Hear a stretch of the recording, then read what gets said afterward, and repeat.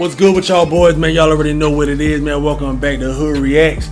Y'all know we got some hood activities about to go on, man. You see we got 051 Young Money versus 600, the deadly war in Chiraq. Y'all know how them boys get down in Chiraq, get down and crazy, man. So if y'all new over here, man, hit that subscribe button, smack that bell, throw a thumbs up on the video and leave me a comment so I can know what's going on, man. Let me know that y'all here, you know what I'm saying? Let's build a family up over here, but enough of that chit chat, man. Let's get into this video. Most fans of Chicago drill know about the deadly war between O-Block and Tuckerville, but that's just one of the many beefs going on in the city that has earned it the nickname of Chiraq. The war between 051 Money Gang and 600 is another beef that has claimed countless lives and spread a wave of terror across the South Side. Here's a look at this violent war. 600 is a set of the Black Disciples that's based on the 600 block of South King Drive in the south side of Chicago. The set was founded by D-Thang 600 with the help of his homie Lil Boo. 600 started as a GD set, but all the other sets in the area were being claimed by BDs and a strong alliance between them was forming. So the early members of 600 decided it was the best move to flip sets and join the alliance. 600 would then ally themselves with other nearby BD sets like O-Block, 300, Lamron, and Front Street. Plus, the set would become known in the early days of drill for having a lot of talented rappers, including LA Capone, Rondo No. 9, Buka, E-Day, Mimo 600, Tay 600, and 600 Breezy. 051 Money Gang is a set of the Mickey Cobras, but is considered a renegade set known to play by their own rules. The gang also contains members of the Black P-Stones and even some GDs, and is based on 51st and Cottage Grove in the south side. Hey, I want to know, man, which one of them the most savage gangs, man? 051 or the 600? Which one? If you from Chiraq area, man, or you know a little more about this, man, which one you think the hardest, man? Let me know. Which one go tough?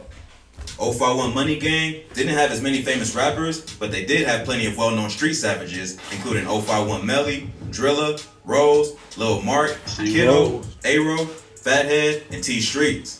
The beef between the two sets would start after 600 founder D-Thang shot at 051 Melly and other 051 Money Gang members in 2011. D-Thang would be murdered later that same year, leading members of 600 to believe that it may have been the work of 051. This led to D-Thang's brother, M-Thang, to seek retaliation and kill 051 member T Streets on November 10, 2011. This is the murder that officially set off the war between 051 and 600. Although 600 had music superstars like LA Capone and Rondo No. 9, 051 had one of the most respected shooters in the history of Chiraq, 051 Melly, aka the Gravedigger of Chicago. See, any nigga named the goddamn grave digger fucking crazy. I mean, like, real grave digger type shit, really out there doing that shit. I know young boy called grave digger, but I'm talking about the real niggas out here actually doing this goddamn shit. That nigga probably crazy, man. Rap. 051 Melly, aka the Gravedigger of Chicago. That nigga Melly would be the one leading the charge against 600 and would run up the scoreboard for 051 as the drama continued to increase. In February 2012, a 600 member who went by the name Shaq was at a house party on the 5900 block of South Calumet Avenue. While he was outside taking a piss, he was shot and killed by members of 051, with Melly and Kiddo allegedly doing the hit. Melly almost went as far as admitting to it in the video, speaking with his niece, where he says, "I'm one of those type of guys who be waiting for you in the dark when you gotta go pee at night, and I just get you." I'm one of those type of guys that be in the dark waiting for you when you gotta go pee at night, and I just get you. His niece clearly didn't get the reference. Oh, shit. And that's how old boy got popped when he was taking the piss. And that nigga say, I'm the type nigga that wait in the dark, waiting for you to piss or whatever, and I come get you and type shit. That nigga fucking crazy, boy. Your niece ain't know what the fuck going on. Speaking with his niece, where he says, "I'm one of those type of guys who be waiting for you in the dark when you gotta go pee at night, and I just get you." I'm one of those type of guys that be in the dark waiting for you when you gotta go pee at night, and I just get you. His niece clearly didn't get the reference, but the streets and fans on the internet heard it loud and clear. 600 was already on the move, planning their next attack. The next hit would come just a few months later when a group of 600 members would catch Fathead, or just Fats, from 051 Lacking and take his life to get revenge for Shaq. On June 22nd, 2012, Fats was walking to a corner store with his cousin when a light gray van started driving toward him. His cousin, who barely escaped with her life, said that the driver and the passenger were staring right at them as they drove closer. The van just kept driving, but a few minutes later, a man wearing a hooded sweatshirt would sneak up behind them and kill Fats. The witness says that she recognized the killer as the driver of the van. She ran for her life, and when she looked back, she saw the shooter standing over him, firing off another round. A member of 600 named C-Day would end up taking credit for the hit, and 051 would begin planning their revenge. Fats was only 15 years old at the time of his death and was a beloved member of 051, so they wouldn't waste much time getting payback. Them boy got all the 600 scope. Tricks would be the next victim to lose his life to this deadly war. He was murdered while sitting in a parked car on November 1st, 2012, Cult and the hit legend. was credited to 051 Kiddo.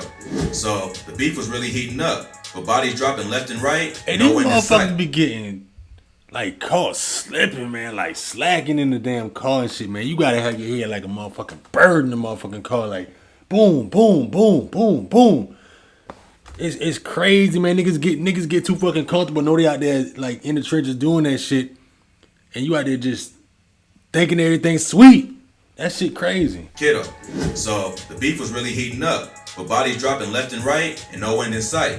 But Trix's death was not enough to even the score for Fats. So 051 will go after one of the most popular names of 600 next, L.A. Capone.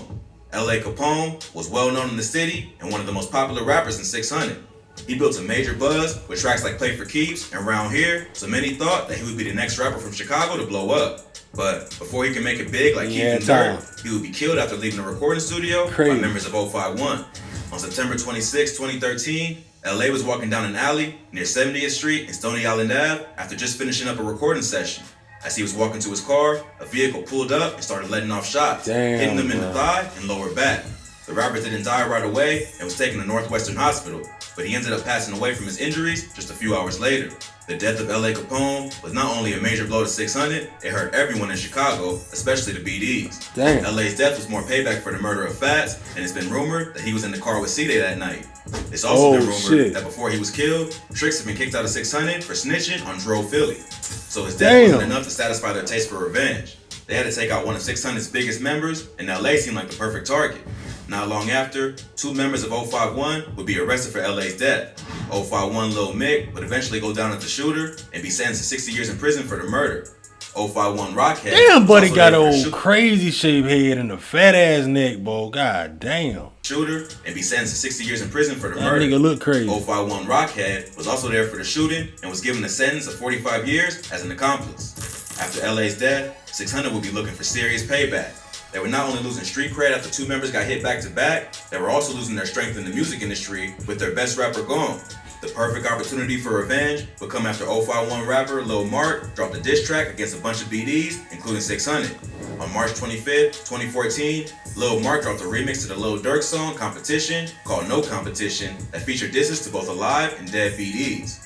On one particularly wild set of bars, Lil Mark raps, "Wake up, ate a bowl of tricks. While I was blowing on D-Thing, riding down the Steve Drive, think I'm finna OD, took a trip to LA, while Keita, man, she throat me." In just a few bars, Lil Mark dissed dead members of OTF, O-Block, Lamron, and 600. As you might expect, just a few days later, Lil Mark would be shot and killed while waiting for a bus after he and 051 Lil Ant were out looking for ops. What do you expect, though? A 600 affiliate spotted Lil Mark waiting for the bus and called up D-Rose from 600. D-Rose returned in a van full of BDs and opened fire, hitting Mark. D-Rose been a motherfucking savage, too, now. Big time savage. In the head. It's also been rumored that right before the shooting, D-Rose yelled out, "Hey Lil Mark, you forgot your bus ticket." With D-Rose in the van that night was THF Twilla. 051 was also beefing with another BD set called THF or Trigger Happy Family, and the hit was a collaboration between the two sets. Other people rumored to be along for the ride were King Von and T-Roy from O-Block and 5 Star from Folly Boys. Lil Mark's death would spark a new beef between 051 and OTF after Lil Durk would go to the bus stop where Lil Mark was killed and call it a real famous bus stop. Yeah, that shit was crazy. That shit was crazy. Hey, this bus stop right here, though, this is a real famous place, yeah. Durk went crazy with that one. By killing Durk's cousin Newski and then his manager Chino a year later. Check out our previous videos on 051 Melly, Chiraq's deadliest shooter, and the curse of Lil Durk for more info on this beat. So, 600 had managed to even the score a bit after the death of L.A. Capone, but they wouldn't stop there. Lil Boo, one of the founding members of 600, would keep the streak going and take out 051 Polo just a few months after Lil Mark was killed. On June 30th, 2014, Polo and another victim would be shot at around the 600 block of East 50th Place. A neighbor heard the gunshots and found Polo bleeding on the street. He held his hand until ambulances arrived, but he passed away on the scene. According to witnesses, Polo and the other victim who got shot in the arm had been arguing with someone in the van when bullets started flying. Lil Boo from 600 would take credit for the hit. The final murder in the beef between 600 and 051 would come almost a year later when multiple members of 051, MOB, and Jarrell City would take out Lil Boo, one of the highest ranking members of 600. On April 3rd, 2015, Lil Boo was walking down the 5800 block of South King Drive when a car pulled up next to him. One of the passengers jumped out with a handgun and opened fire, hitting him multiple times. Damn. He was taken to Northwestern Memorial Hospital where he later died from his injuries. Someone even took a photo of Lil Boo's dead body laying next to a car tire. Many of his ops would use this photo to mock him after his death, know that. giving him the nickname Tire Head. 051 Uchi.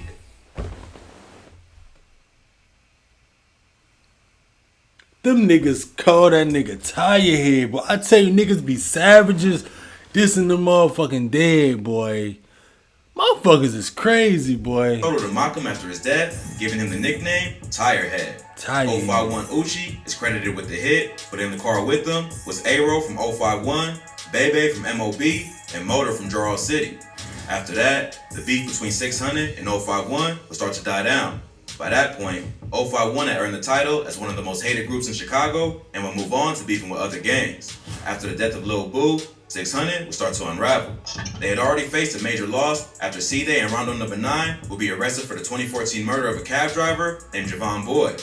They would both be found guilty of the crime in 2016, with C-Day getting 38 years and Rondo getting 39. To make things even worse, C-Day's brother E-Day, along with 600 Breezy, accused Tay 600 of snitching on Rondo. Tay 600 was fighting a gun case at the time, and they said that he cooperated to make it go away. Tay 600 denied the rumors and was later able to prove his innocence after official court paperwork was released.